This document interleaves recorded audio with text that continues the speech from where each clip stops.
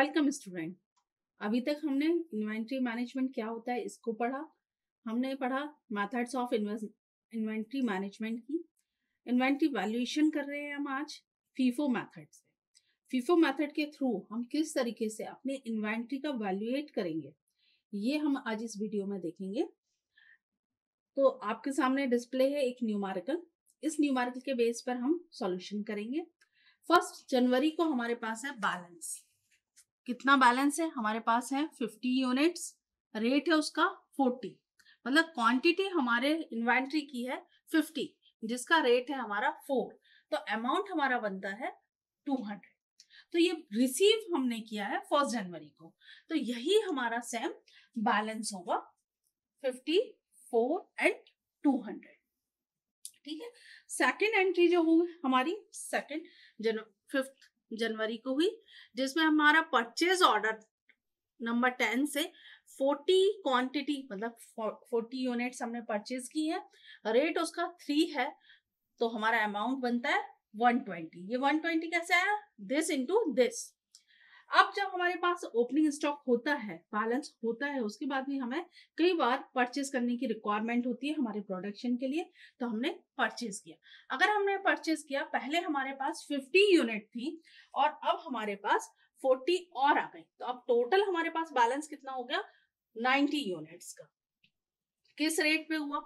पहले 50 यूनिट्स हमारे पास 4 के रेट पर थी और अब जो हमने परचेज किया है वो 3 के पर यूनिट 3 है।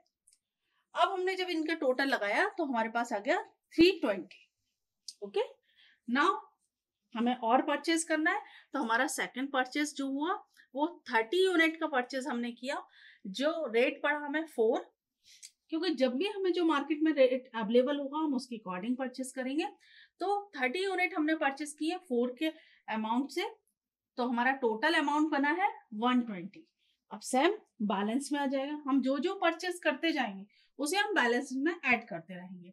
तो 50 यूनिट ऑलरेडी थी हमारे पास बैलेंस की, फिर हमने 40 यूनिट परचेज किया था, फिर अभी हमने 30 यूनिट परचेज किया। ऐसे करके हमारी टोटल अब यूनिट है 120। अब हम कह सकते हैं कि हमारे बैलेंस में टोटल यूनिट है 120 की, जिसका अमाउंट बन रहा है 440। तो ये पर यूनिट का हम अलग अलग कैलकुलेट करते रहेंगे और अमाउंट भी। ये अभी तक हमने परचेज किया था। अब 10 जनवरी को क्या हुआ? मटेरियल रिक्वायरमेंट आ गई। जहां भी प्रोडक्शन हमारा हो रहा है वहां से हमारा मटेरियल रिक्वायरमेंट आ गया है। कितनी यूनिट का आया? 70 यूनिट का। अब हमें यहाँ पर देखना होता है कि कौन सी मेथड हम यूज कर रहे हैं। यहाँ हम यूज कर रहे हैं फीफो मेथड। फीफो मेथड का फुल फॉर्म क्या है? First in first out. मतलब जो स्टॉक हमारे पास पहले से है, फर्स्ट इन हुआ है, वो पहले हमें आउट करना है। फर्स्ट इन फर्स्ट आउट मतलब यहाँ पर फर्स्ट क्या था? हमारे पास 50 यूनिट थी। क्या रेट पर था? 4 के रेट पर।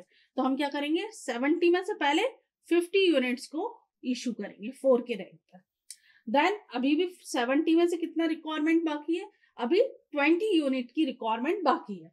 तो अब हमारा फर्स्ट, इसके बाद जो है ना, फर्स्ट क्या आया? 5 तारीख को आपका आया 40 यूनिट। किस रेट से? 3 के। तो अब हम जो 20 यूनिट्स हैं वो ये इशू करेंगे 3 के रेट से। ठीक है। हमें इशू करते समय ही इस बात का ध्यान रखना है कि हम किस मेथड को अडॉप्ट कर रहे हैं।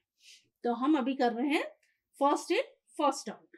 तो 20 यूनिट्स को हमने इशू कर दिया किसके? 3 के रेट से। तो इसका अमाउंट टोटल बन गया 260। ओके, नाउ अब हम देखेंगे कि हमारे पास बैलेंस कितना अवेलेबल है। अब बैलेंस हमारे पास देखिए 50 तो हमारा टोटल खत्म हो चुका है क्योंकि हमने 50 इशू कर दिया। अब 40 में से 20 हमने इशू कर दिया, तो 40 में से 20 गया, तो अब हमारे पास कितना बचा? ओनली 20। फिर हमने न्यू परचेज कुछ करा था, यस 30 यूनिट्स और परचेज कर रखी थी रेट ऑफ 4 के। तो ये हमने लिख दिया। अब हमारे पास जो बैलेंस बचा है, देखिए पहले 120 हमारे पास बैलेंस था जिसमें से हमने इशू कर दिया 70 यूनिट्स को। अगर हम 120 में से 7 को माइनस करते हैं तो हमारे पास कितना बचेगा? 50 यूनिट्स बचेगी। ठीक है। और 50 कौन कौन सी बची है? 20 यूनिट 3 के रेट से और 30 यूनिट 4 के रेट से। ओके, दोनों का इंटू करने के बाद हमने टोटल लगाया 180। फिर 12 जनवरी को फिर हमारे पास रिक्वायरमेंट आई, मटेरियल रिक्वायरमेंट है 10 की। अब हमें वही फर्स्ट इन फर्स्ट आउट, अब हमारे पास जो भी फर्स्ट वाला अमाउंट होगा हम उसे इशू करेंगे। तो अभी हमारे पास कौन सा बचा हुआ है, 3 के रेट वाला बचा है। तो हमने 3 के रेट से 10 यूनिट्स हमने इशू की 3 के रेट से, तो कितना हुआ 30। अब हम फिर बैलेंस चेक करेंगे। अब हमारे पास कितनी यूनिट बची, ये 50 में से हम 10 को माइनस कर देंगे तो कितना हो जाएगा हमारे पास 40 यूनिट अब हमारे स्टॉक में अवेलेबल है। पर किस रेट की हमारे पास अवेलेबल है, 20 में से हमने 10 इशू कर दिया था तो हमारे पास सिर्फ 10 3 के रेट पर अवेलेबल है और 30 यूनिट 4 के रेट पर अवेलेबल है। तो हमारा बैलेंस बचा है 150, अमाउंट जिसका है 150। क्लियर। अब हमने 15 जनवरी को फिर परचेज किया, हमने कितनी यूनिट परचेज की, हमने की 20 यूनिट्स। किस रेट पर करी, हमने 5 के रेट पर, हमने अभी तक के हाईएस्ट रेट पर हमने परचेज किया, अमाउंट था 100। ओके, नाउ हम बैलेंस में इंक्रीज कर देंगे।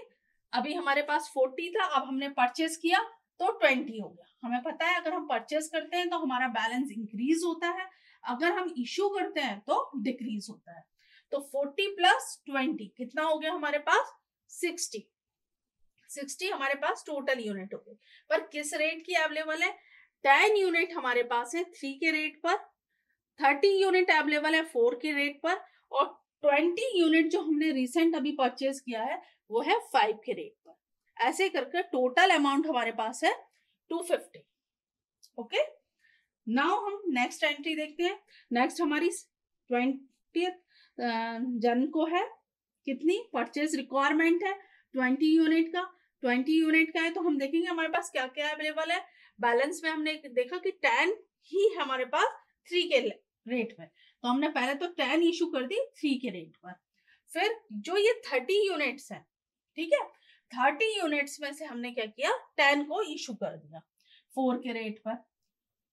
ठीक है, तो टोटल अमाउंट यहाँ पर हो गया 70। तो अब देखिए आपके पास 60 यूनिट अवेलेबल थी, 60 यूनिट में से आपने 20 इशू कर दी, तो अब आपके पास कितना बचा हुआ है 40 यूनिट्स आपके पास बची हुई है। पर ये किस रेट की बची है, ये हमेशा हमें चेक करते रहना है। 20 यूनिट बची है हमारी 4 की, क्योंकि 30 में से हमने 10 इशू किया था, तो अब हमारे पास कितना बचा 20 यूनिट बची हुई है 4 के रेट पर और 20 यूनिट्स हमारे पास बची हुई है 5 के रेट पर। ठीक है, क्यों हम कर रहे हैं, पहले वाला फर्स्ट इन फर्स्ट आउट हम करते जा रहे हैं। ठीक है, तो आपके पास अब टोटल अमाउंट कितना बचा 180। नेक्स्ट हम देखते हैं हमारा क्या ट्रांजेक्शन है। 24 को हमारा ट्रांजेक्शन है, मटेरियल रिक्वायरमेंट है 10 की, किस रेट में हमें इशू करना है। अब हमें फिर चेक करना होगा जो फर्स्ट रखा होगा कौन सा है। अभी फर्स्ट हमारे पास 20 यूनिट है 4 के रेट पे, तो हम 10 यूनिट इशू कर सकते हैं 20 में से। कितना 4 के रेट पे हमने इशू की 40 हो गया। अब हमारे पास कितनी बची 20 माइनस 10, तो कितना बचा 10 4 में, और 20 हमारे पास अवेलेबल है 5 के रेट में, तो ये हमारे पास टोटल अमाउंट हो गया 140। ठीक है, अब आप चेक कर सकते हैं 40 यूनिट्स थी आपके पास, आपने 10 इशू की तो आपके पास कितनी बची 30। मतलब हम इशू करेंगे तो हमारी डिक्रीज हो गई है, अगर हमने परचेज की होती तो इंक्रीज हो जाती। अब देखिए 26 जनवरी को क्या हुआ, 40 यूनिट आपने परचेज की, किस रेट में की 3 में आपने परचेज की, 120 की आपको पड़ी। अब ये इंक्रीज हो जाएगा, 40 आपने परचेज किए तो आप कितनी 30 प्लस 40 70 हो गई। अब किस रेट में बची हुई है आपकी ये बची हुई है 10 बची है 4 के रेट में, 20 बची है 5 के रेट में और आपने 40 परचेज की है 3 के रेट में। ये अवेलेबल है आपके पास, टोटल अमाउंट है 260। ओके, अब आपका क्या हुआ, फिर आपने शॉर्टेज आ गई आपके पास, 5 यूनिट आपसे मंगा ली कि भाई हमारा जो ऑर्डर चल रहा है उसमें कुछ शॉर्टेज हो गई है, वो आप मुझे हमें भेज दीजिए। तो आपने 5 यूनिट वहां पर सेंड कर दी, मटेरियल रिक्वायरमेंट फुलफिल कर दी आपने। किस रेट से करोगे, जो पहले का अवेलेबल होगा, फर्स्ट इन फर्स्ट आउट।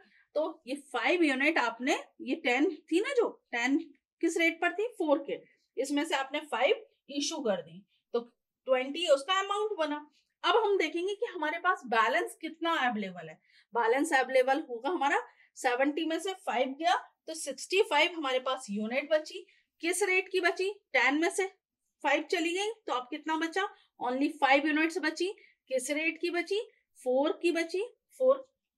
और ये 2 यूनिट और हैं 20 और 40 आपकी 5 और 3 के रेट से बची हुई है। और आपने यहाँ पर टोटल लगाकर इसका देखा अमाउंट, आपका बैलेंस बच रहा है अभी अमाउंट का 240। तो हमें पूरे इस सॉल्यूशन में ये बात समझ में आई कि जो पहले हमारे पास गुड्स आया था हमें फर्स्ट उसी को ही इशू करना है, और इशू करने के बाद जो हमारे पास मटेरियल बचता है उसका हमें ये चेक करना है कि कितना अमाउंट यूनिट्स बची हैं, किस रेट पर बची हैं और किस अमाउंट की बची है, जिससे कि हम इसे कैरी फॉरवर्ड कर सकते हैं। Okay, thank you very much.